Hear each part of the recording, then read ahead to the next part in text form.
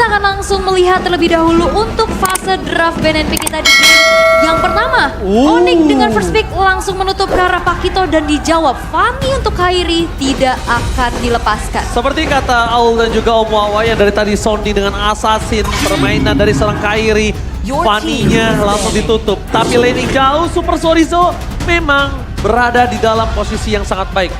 Template permainan, linear permainan yang sudah dibicarakan Om Wawa tadi, ternyata sekarang masih menjadi ancaman untuk para pasukan dari Onyx. Yap, dan ini diminimalisir banget ya, target ban ke arah Chorizo-nya. Yes, ada Pakito, ada Uranus. Dan biasanya untuk tim lain berhadapan dengan Bigetron, mereka ngebuang Melissa di third band mereka. Saket, Saket. super saket. Power pick-nya juga, tapi Angela yang mungkin udah lihat gimana ternyata ada super key yang sekarang bermain dengan tipikal dari double roam yang biasa dibawakan. Dan Angela masih 100% ban rate hari ini ya. Yes, Angela, karena memang bisa dikombinasikan untuk sustain team fight. Yep. Tapi Bigetron Alpha, mereka pernah membawakan juga untuk Fredrin yang bermain sebagai mid laner.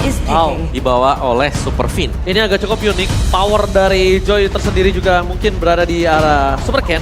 Tapi mereka lebih worry kalau di tangan dari Boot. Dan bahkan Kadita, memang Kadita di tangan Suns gila.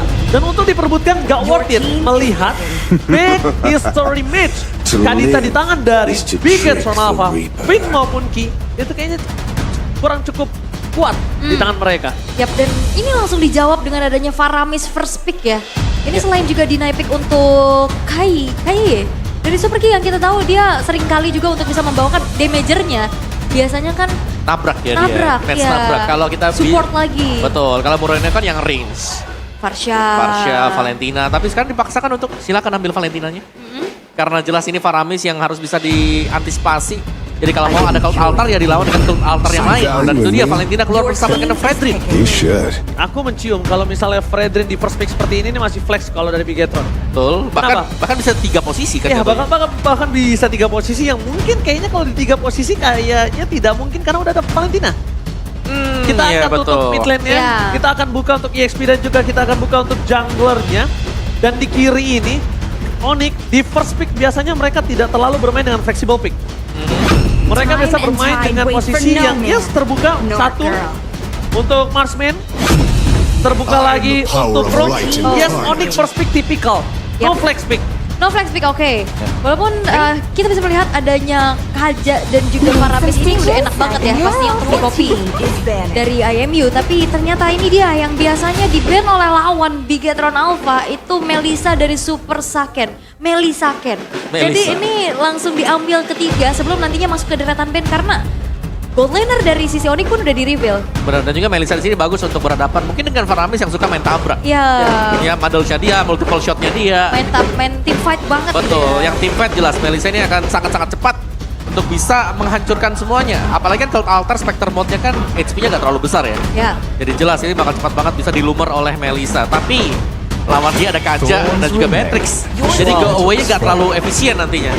Oke, go away nggak terlalu efisien ya, bener bakal coba untuk ditabrak lagi ya. Tapi dengan terlihat belum ada jungler dari Onyx nih, belum ada hero untuk Kairi. Oke. Bakal ditutup aja yang punya potensi nabrak ke belakang. Lancelot. Masalahnya, kalau ngomongin mereka menutup ke arah Lancelot itu sendiri, berarti ini makin lebih berfokus kalau kemungkinan besar dari sosok Fredrin akan berada di arah jungler. Tapi kalau ngelihat Fredrin di jungler dan ada Kaja di sosok Onyx, ini lebih mengancam gak sih? Karena mereka menutup Kufra, udah membaca kalau Fredrin ini akan ada di arah jungler, dia frontliner, dimakan gak bisa cover. Tapi mechanical player Kairi memang harus di-respect loh. Ya, Harus di-respect. ini bener-bener bukan mekanikal doang ya, makronya juga berjalan. Dan Betul. kita udah ngelihat dari 3, bahkan 4 hero assassin untuk Kairi. Betul, semua di ban ya. Satu Kadita yang memang bisa menjadi salah satu hero momentum juga nantinya kalau memang terlepas tapi masih di-respect juga sejauh ini kita melihat. Dan last bandnya kalau ngelihat dengan Kufra bandnya Franco, tinggal target lock. Hayabusa. Kanan ambil Bane enak nih. Jungler tapi. Yap, oke, Bane jungler. Tapi untuk sisi Onyx juga mereka masih punya Hayabusa.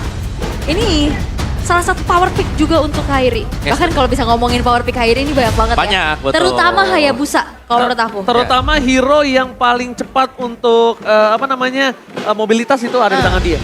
Bahkan Oke. dulu pas zamannya Kairi Albert, ya kan aku sempat bilang sama Profesor KB, kalau Albert itu kuatnya di Link. Ya. Hayabusa itu di Kairi. Bener, punya powernya Dan masing-masing ya. Hayabusa Kairi itu bisa dibilang dulu di zamannya versi prime time-nya. Itu versi setara dia loh. Setara Hayabusanya Kairi. Oke. Seserem itu. Semengerikan itu memang ya, tapi ternyata dari Bigetron Alpha mereka membuka adanya Edit. Wow. Yang sebenarnya Edit juga masih fleksibel walaupun kita masih sering ngeliat Edit ini ada di ROM ya. Aku lihat sih edit ini di ROM sih. Di ROM bisa, di ya Flex ya, di XP juga pernah ya. Dan Hayabusa bener, itu dia. Ini edit ROM berarti kalau gitu, Ya. harusnya. Dan ini berarti dengan adanya Hayabusa, sebenarnya Kairi harus bermain super hati-hati. Au. Au. Match 2 tim paling bisa main dari guest analis kita, Colius. Sekarang ya. Sekarang. Iya, gimana tuh menurut? Ya kalau nah kalau menurut Colius berarti ya ini adalah dua tim yang memang punya game style yang bisa menangani waktu di meta sewaktu itu. Iya. Pada masanya ya. Pada Karena ini masanya. kita bicara bahwa itu sebelum MPL ID season ke-12 dimulai. Sekarang beda. Semua bisa. Alucard. Ini kalau kata BTR Acel, Alucard. Alucard. Alucard. Oke, ada Alucard. Berarti ini menunjukkan bahwa Bigetron Alpha udah adaptasi dengan adanya patch sekarang. Melihat Alucard ini kan sempat kena buff. Dan juga adanya Grand Dragon Spear ini. Haskell. Yes, tapi jangan lupakan bahwa Alucard juga sebenarnya ada hero yang bisa sustain ya dan bahkan menang team fight untuk hero-hero yang bisa ngepok di early game. Yap. Karena dengan lifesteal yang dimiliki oleh dia. Wow, kejutan kembali muncul. Tadi ada Gord, sekarang ada Alucard. Mampukah sebuah unique pick heroes ini akan membawa kemenangan untuk Bigetron Alpha? Atau nantinya Onyx akan bisa memanfaatkan hal tersebut untuk mencuri 1 poin? Ya dan bahkan dari Bigetron Alpha ini banyak hero-hero sisi yang mereka pegang sekarang. Dan ini agak berbahaya untuk tim Onyx sendiri. Kita tahu bagaimana hero sisinya. Terlepas daripada ada Valentina yang bisa copy, masih ada juga Edit dengan Onyx. Oke, kalau gitu kita lihat apakah dendam terbalaskan atau malah semakin menjadi dendam kesumat. MPL Arena, mana tepuk tangannya? Let's go to the land of town. Yap, dan dengan munculnya Alucard akan berada di jungle, sedangkan Fredrin akan dilempar nih ke XP untuk digunakan oleh Super Sorizo. Dan kita bisa melihat gimana power dari Edit ini yang sekarang udah menjadi prioritas juga, udah mulai mengganggu lini depan dari Bigetron Alpha pula. Oke, tapi sayang sekali Vin harus coba dimakan dengan first spot karena masih bisa digapai oleh Kivoy. Mundur ke arah belakang, hampir saja. Sedikit lagi bisa dimakan oleh para pasukan dari Onyx. Yap, hampir ya, tapi memang nggak mau coba untuk dipaksakan juga. Dan kita bisa melihat peraduan kedua belah XP laner. Boots ini cukup untuk bisa melakukan adanya cutting-cutting juga dengan adanya tenacity, bahkan bikin ke arah Curage. Ya oke, tapi Super Ken di depan sana akan coba merangkap. Akan coba di all in, Super Ken gak ada lagi jalan untuk pulang. First blood didapatkan para pasukan dari Onyx. Alucard early game memang tidak memiliki damage yang sangat maksimal, tapi tentunya di mid to the late game ini Ya. akan cukup berbahaya. Oke, mid to the late game yang akan berbahaya. Tapi sekarang Onyx masih coba untuk memegang kendali atas game yang pertama. Di mana early-nya udah mulai terlihat ada pick up yang terjadi. Tapi pick off terjadi kali ini terhadap seorang Kiba yang masih memiliki flicker. Kayaknya tidak akan bisa dimakan. Kalaupun dimakan all in yang sangat mahal, mereka akan mengeluarkan soft skill flicker. Kalau soft skill flicker keluar, di turtle nggak worth it om. Siap. Tapi ini dia mungkin untuk potensi yang bisa di-pick ya. Karena ada Great Dragon Spear, di mana ini adalah item yang baru keluar.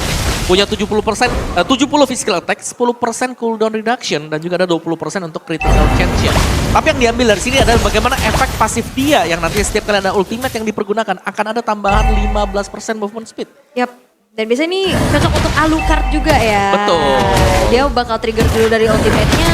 Dan untuk kali ini Super Key sudah siap untuk field altar yang untuk bisa menjawab dengan prolong team fight. Tapi nampaknya Turtle yang pertama pun sudah mulai di reset. Untuk posisi turtle kali ini itu aku bilang sih nggak sehat untuk Bigetron Alpha. Karena Bigetron Alpha mungkin akan sedikit ketinggalan yang Kiboy sudah level 4. Dibanding terbalik Super Team masih level 3. Kalau mereka memasangkan team fight, mungkin kali ini udah harus berpikir 2 kali untuk reset terlebih dahulu. Alucard belum punya power yang maksimal sedangkan berbanding terbalik. Buying time kembali terjadi dari pasukan Onyx untuk membuat Bigetron Alpha gak langsung menyelesaikan turtle ini. Yap, dan kita bisa melihat dari Super Ken yang masih coba untuk catch up ya dari segi ketertinggalannya karena dia tadi sempat kena first blood juga. Tapi dari segi levelingnya ya hanya ada terpaut sedikit aja dan sekarang udah menyamakan dari segi levelnya juga. Turtle yang masih coba untuk di-set up pula oleh Sorizo. Sudah dihadiri dengan Super Ken tapi zoning out. Oh, zoning out, the Kylie is coming! Red bisa mendapatkan begitu saja. Menuju ke arah belakang, si Pet kembali terjadi kertautan dari saat versus Ki. Tapi nampaknya menimbulkan satu efek yang sangat mahal. Kiboy harus menuju ke arah belakang. Boot versus everybody. Boot akan dipakan. Dilenyapkan begitu saja. Pertukaran satu turtle dengan satu point kill. Setidaknya masih oke. Membuat Super Ken mendapatkan satu point kill yang mahal. Tapi dibalik itu semua, Turtle masih menjadi poin utama. Super Sorizo terkena shadow kill. Tidak ada yang bisa menghentikan. Tidak ada minion di dekat sana. Dia hilang. Solo pick off terjadi, Sorizo yang memang akhirnya dipunish walaupun ditukarkan dengan adanya nyawa dari Boots yang terjebak. Karena Bigetron Alpha mereka udah stick dengan adanya 4 player mereka untuk berada di area Turtle. Tapi tadi dari Super Ken nggak sempat untuk keluarin retribution sehingga Turtle pertama pun bisa diamankan oleh Kairi. Ya, dan kita selalu melihat juga bagaimana dari kedua gold laner ini belum ada yang terlalu bergerak ya.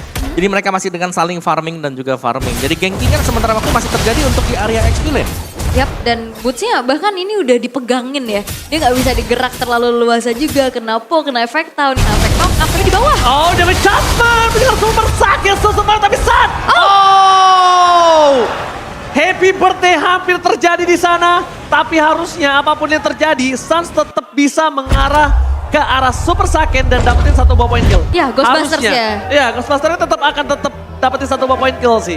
Oke, dan mohon bersabar dulu teman-teman. Tapi itu Super Saiyan yang bisa kita bilang ini cukup gold laner mandiri ya. Bener karena ya dengan Melissa punya go away jelas dia mandiri dan ada ganking kan yang terjadi dari Onyx yang menurut gue bagus banget karena mereka masuknya satu persatu. Yang keluar pertama Kaja dan akhirnya ada follow up lagi. Setelah tadi oke, ini gak tumbang tadi untuk Melissanya Super Saiyan.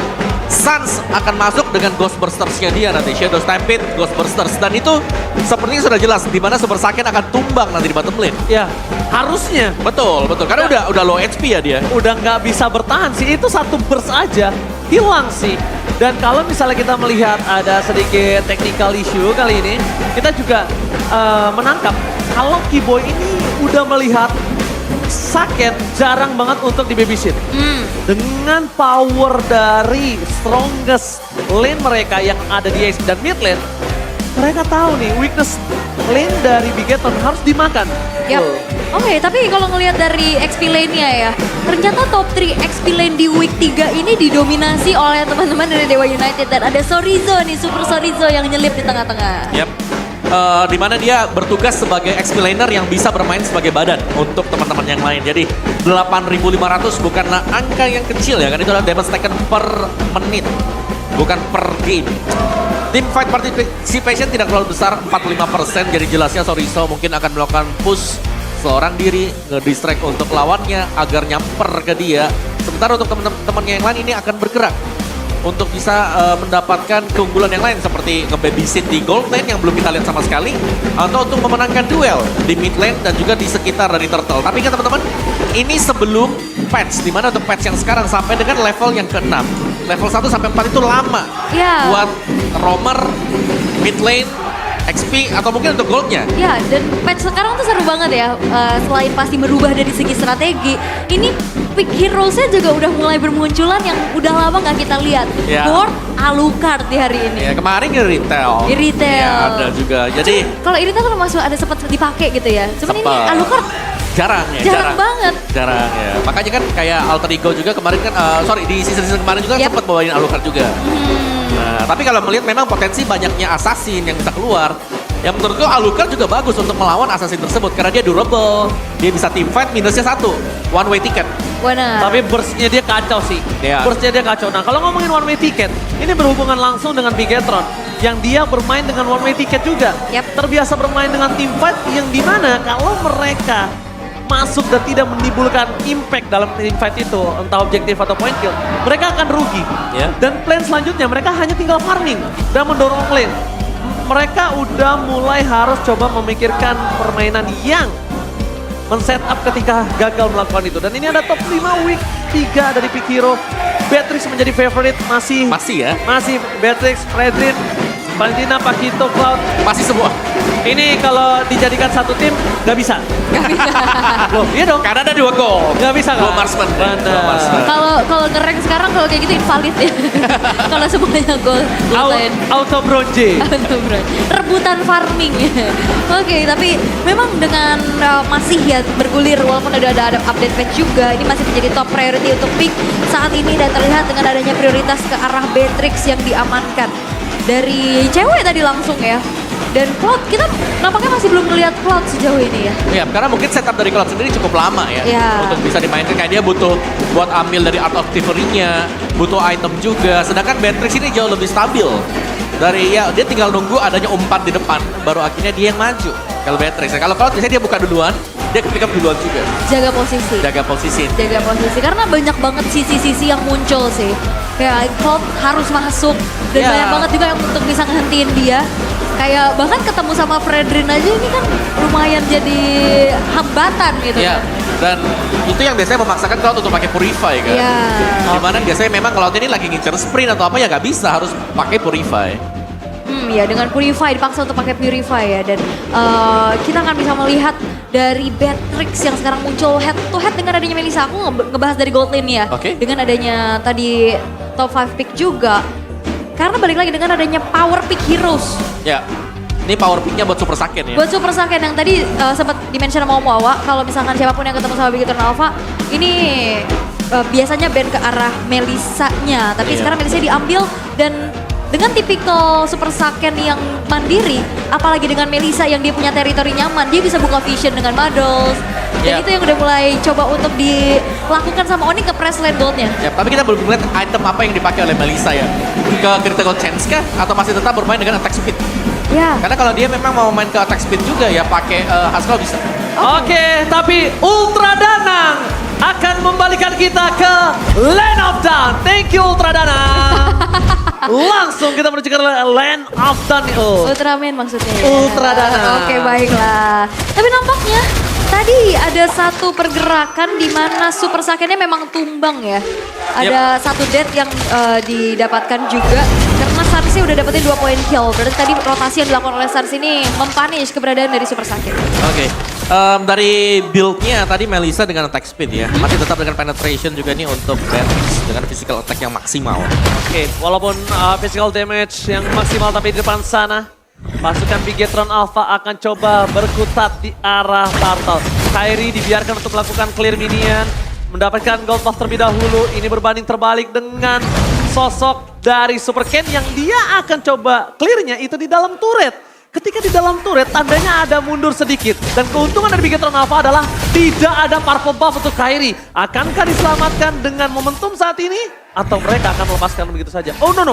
Gue lihat Kairi dapetin purple buff dari Super Ken. Betul. Iya, nyebrang dia tadi ya. Oh, dia nyebrang. Tandanya Kairi ini nggak ada rugi sama sekali dan bahkan rugi ini di tangan dari Bigetron Alpha. Tapi sepertinya akan ada team fight terjadi. Mereka udah standby dari Super Vayne membuka tembakan. Depan sana push, akan coba ditangkap oleh Super Sorito. Tengah darah telah terjadi, semangat coba dibuka.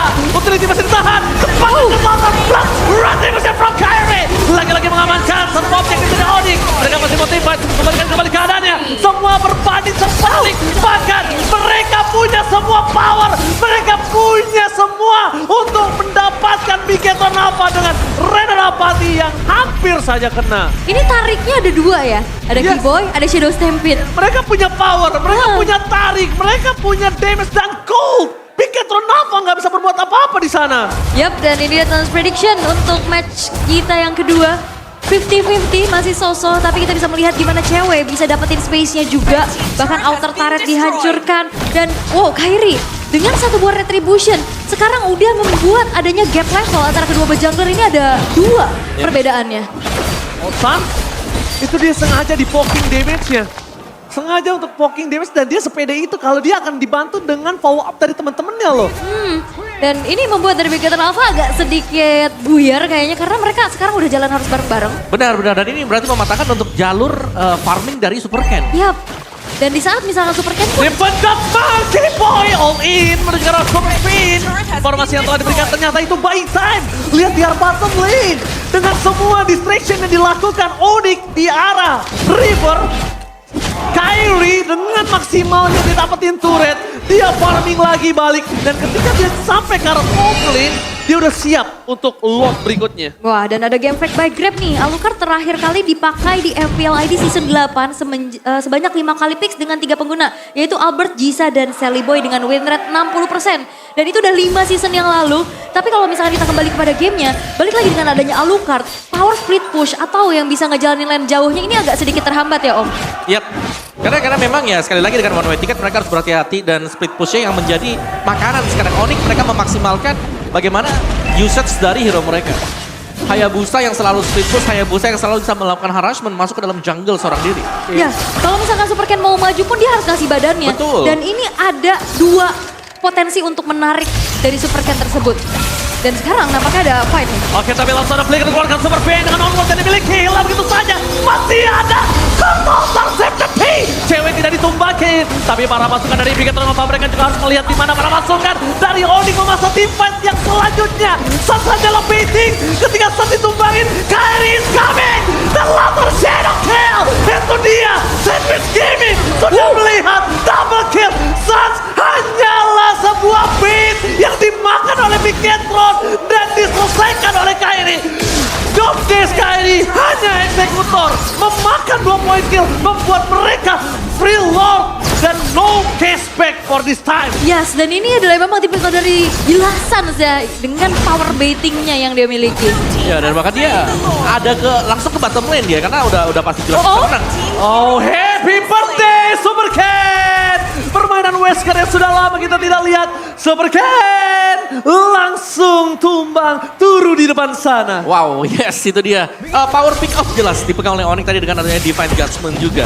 Di lini depan mereka punya glue yang juga nge-distract. Ini berdua bersama dengan Suns. Seakan masih belum ada jawaban yang pasti. Karena memang Melissa ini multiple shot tapi tidak mudah untuk bisa cepat menumbangkan Boots. Ya, apalagi ekstra kerja keras juga kalau Yes. misalkan ada altar yang selalu tepat waktu untuk nge-backup pemain-pemain dari Onyx. Dan balik lagi tanpa adanya power untuk bisa ngejalanin split push dan juga lane jauhnya, ini udah mulai terbengkalai. Yeah. Sekali dari Melissanya ataupun dari Fredrin yang ikutin fight, itu bakal bisa di-split oleh Kyrie. Ya dan bahkan oke, Melissa adalah marksman yang mandiri, ada go away-nya tapi Shadow Kill tetap masuk ke dalam. Ya, karena itu gak kelihatan kan Betul. Shadow. Shadow udah nempel duluan. Siap gak menabrakkan dirinya juga. Tapi untuk kali ini Lord yang pertama bakal coba untuk dimanfaatin 10.000 perbedaan di menit yang ke-10. Bigetron Alpha, mereka harus mencoba untuk menjaga asa mereka untuk bisa melakukan comeback. Oke, tapi nampaknya di arah bottom lane, conflict game telah terjadi. Dapatkan keyboard terdeteksi begitu saja. Masih coba untuk menahan, tidak mau terlalu terburu-buru. Ternyata itu hanyalah sedikit gerakan. Oh, Reda rapati from cewek. Kali ini belum dikeluarkan dan langsung ini minus pension. Merupakan 1 poin kill yang sangat mahal. Ditambah dengan 2 poin kill. Kertas dari sana, Kyrie menjelaskan super sakit. Dan untungnya terbagi 2. Tapi sayangnya, damage-nya terlalu sakit. Ini bencana. Onyx berhasil memporak-porandakan Bigetron Alpha di game pertama dengan sangat cepat tepakan. Double kill dari cewek menutup game pertama. Perbedaan 12.000 gold, perbedaan atribut yang sangat timpang. Even pun itu di depan mata adalah sesosok roamer